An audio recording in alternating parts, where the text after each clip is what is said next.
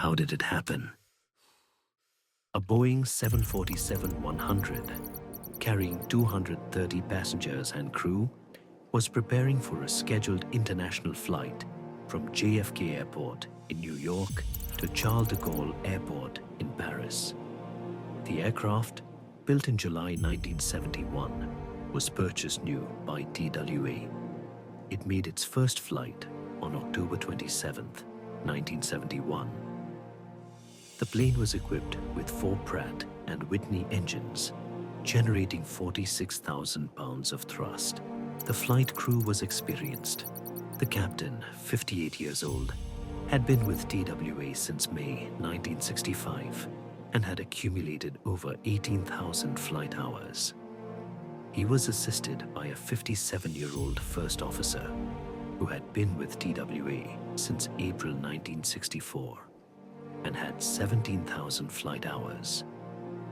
Additionally, a 62-year-old flight engineer was on board who had joined TWA in 1966 and had over 3,000 hours as a flight engineer, including 2,397 hours on the 747. However, the flight was delayed due to technical issues.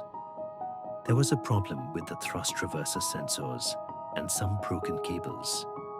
After maintenance, the flight was cleared for departure. Another delay was caused by a mismatch between passengers and luggage. Once that was confirmed, the air conditioning was turned on to keep passengers comfortable, and the plane was ready for takeoff. At 8:02 p.m., the aircraft began its pushback procedure from Gate 27 at JFK. With the sun setting, TWA Flight 800 started its climb into the sky, joining the queue of departing aircraft. During the initial phase of the flight, air traffic control cleared TWA to climb to higher altitudes. Everything seemed normal, but behind the scenes, something else was developing. As the flight ascended, the air conditioning system had been running for over an hour due to the delay. This caused the fuel tank below to heat up. The system was designed to extract hot air from the engines to cool the cabin, but it was heating the fuel tank to 53 degrees Celsius, far above the jet fuel flash point of 38 degrees Celsius. This turned the fuel tank into a ticking time bomb, waiting to go off. At 8:30 p.m., the captain reported, "Look at that crazy fuel flow indication on number 4. Do you see that?" But he didn't pay much attention and returned to his regular duties. 800, climb, maintain 15,000. 800, every climb and maintain 15,000, leaving 3,000. This was the last communication from TWA 800. And then,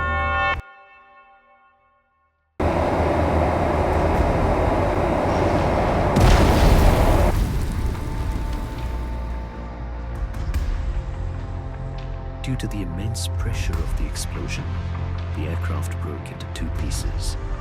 The cockpit broke off and dove into the ocean, while the rear of the aircraft first climbed upward before free-falling into the Atlantic. We just saw an explosion out here at 5507. Lee Prime 07, I'm sorry, I missed it.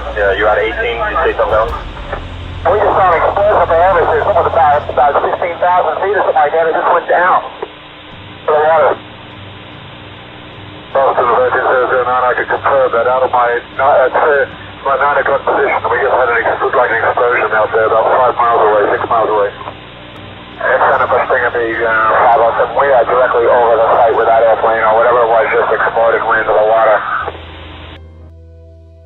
As the doomed aircraft plunged into the ocean, witnesses on the ground watched in horror as flames and smoke trailed behind it. The crash of TWA 800 sent shockwaves through the world. Rescue boats scoured the waters near East Moriches, New York, desperately searching for survivors. However, it soon became clear there were no survivors among the 230 people on board. An investigation was launched. After months of detailed analysis, the NTSB released its official report, attributing the crash to an explosion in the central fuel tank. Flammable fuel vapors in the tank ignited, leading to a catastrophic chain of events. Faulty wiring and poor insulation were key contributing factors. The TWA 800 tragedy had a significant impact on aviation safety. New fuel tank inerting systems were introduced, greatly reducing the risk of similar incidents. The lessons learned from this disaster have shaped the aviation industry's commitment to safety and led to advancements that have made flying safer for everyone. Even after the official statements, questions in the public's mind did not fade away.